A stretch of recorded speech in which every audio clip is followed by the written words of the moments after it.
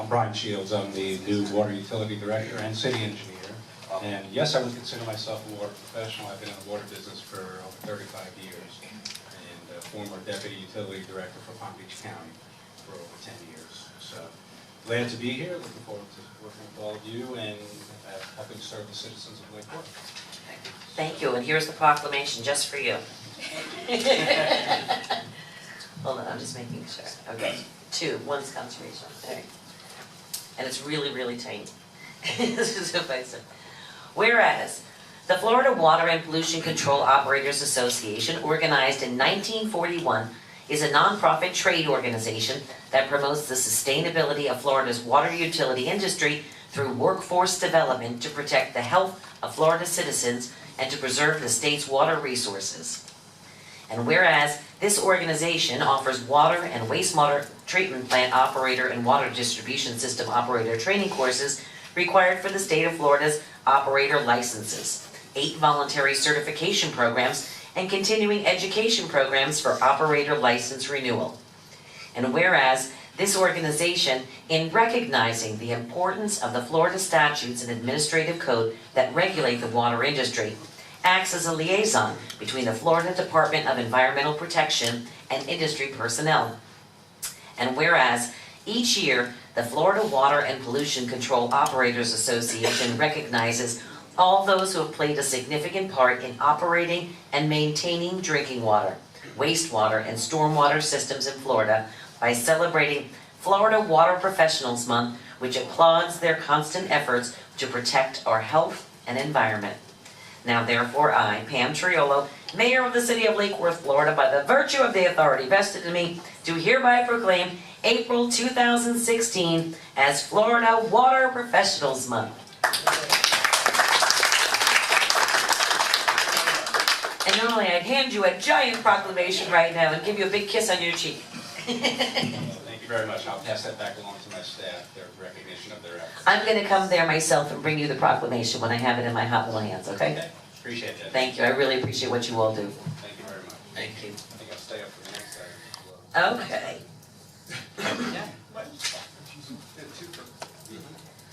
That's 2 chicks now. Whereas water is a basic and essential need of every living creature.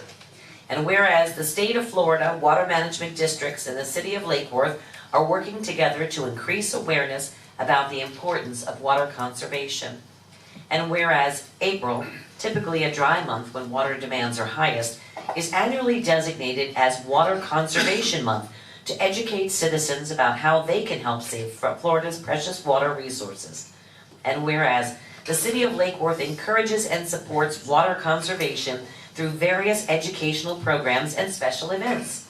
And whereas every business, industry, school, and citizen can make a difference and help by efficiently using water, thus promoting a healthy economy and community. Now therefore I, Pam Triolo, Mayor of the City of Lake Worth, Florida, by the virtue of the authority vested in me, do hereby proclaim April 2016 as Water Conservation Month.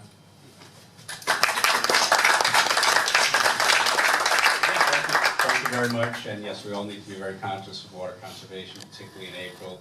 Historically, our driest month, in spite of El Nino, maybe this year that may be a little different, but usually it is, and we like to just have people's attention focused on water conservation to preserve the resource and protect the Everglades and wetlands, etc. So, Thank you. Again, thank you very much. Thank you again.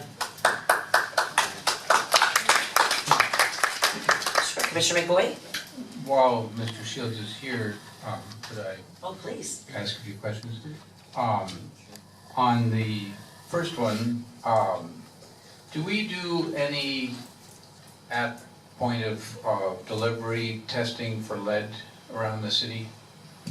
Random tests in Yes, we people's do. houses? No, it's not random. It's very specific the way lead and copper testing is done for any utility, but the City of Lake Worth, of course, complies with all APA, DEP, and Health Department regulations, and we do sample annually 60 residents that are specifically targeted for sampling due to their location, and that sampling protocol is approved by the Health Department, and we are completely clean. The lead is not an issue for the City of Lake Worth.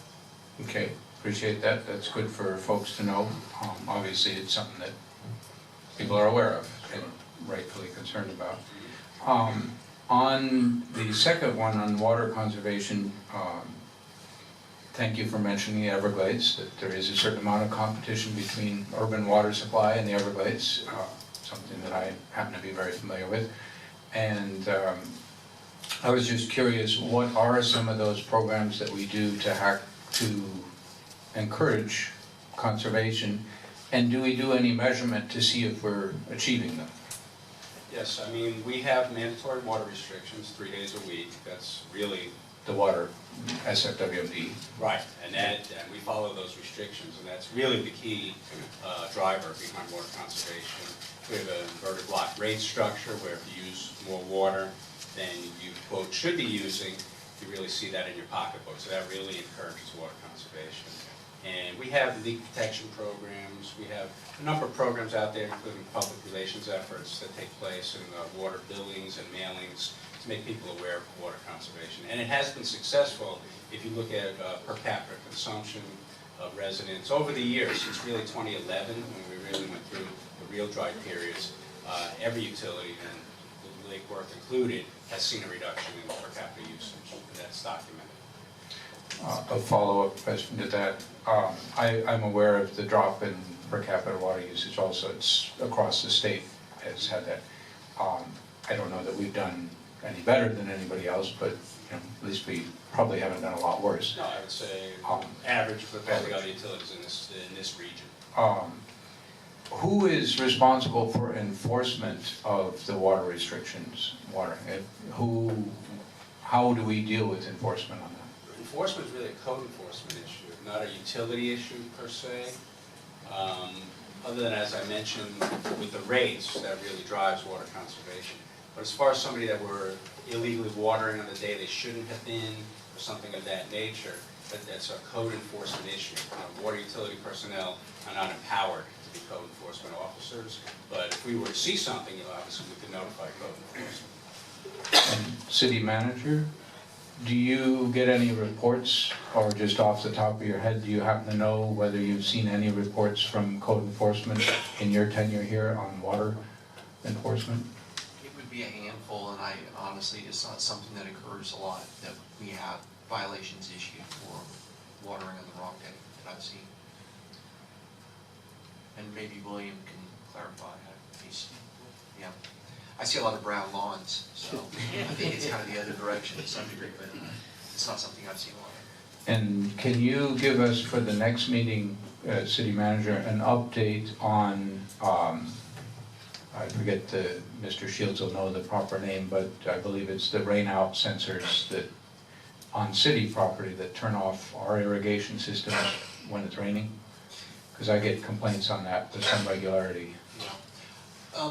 To add to what Mr. Shields, he would have been aware of this, the last couple of years, we actually went through and it was when Steve Carr was here, we had a task force that we assembled with the main water users of the city, systems and irrigations, and we were able to reduce water usage internally. I don't know the exact numbers off the top of my head, but it was something that we internally tried to make sure we were doing a better job internally, so I can bring that information as well. That's good, and I'd actually like to see that posted on the website so that we can, track our performance on some of these things. Because it's nice to have proclamations, but proclamations don't save water. Actual activities and measurement do the trick. So I'd like to see that, but I would like to get a report on the rain out sensors, whether we're fully compliant on those, because they're cheap and we should be. We could include it in our code enforcement workshop that we're going to be having very soon, correct? No, that's not different, yeah. Yeah, that's different. That's just that the city should, wherever we're doing irrigation, we should have those sensors on there and not be irrigating when it's raining. Well, we actually, I was in a part of a meeting on some new technologies that are out there that are also much more than just the specific activity at the site, but they are plugged into sensors and the forecasting of the weather, which is kind of interesting because certain types of lawns on different clay surfaces need water regularity and amounts, and they've gotten so sophisticated with web-based and programming at the individual pumps that they can really tailor based on the weather conditions at that specific site. It's really fascinating, but I don't know that we've upgraded to that level of technology yet, but No, I that's, know that, we're aware of that, and I know staff is meeting with vendors, talking about that level, which is much more than just a rainout sensor, but I'll bring Are they it. assuming that the weatherman is always right? Well, it's 50% chance of rain. If it's raining where you are, it's 100%, so that's kind of the rule. No, I appreciate that. That's actually some of what I did my PhD thesis on, so I'm quite familiar with the technology. I would say and I'd love to see us go to that. That'd be great. That's cool. But let's first get the rainout ones in there.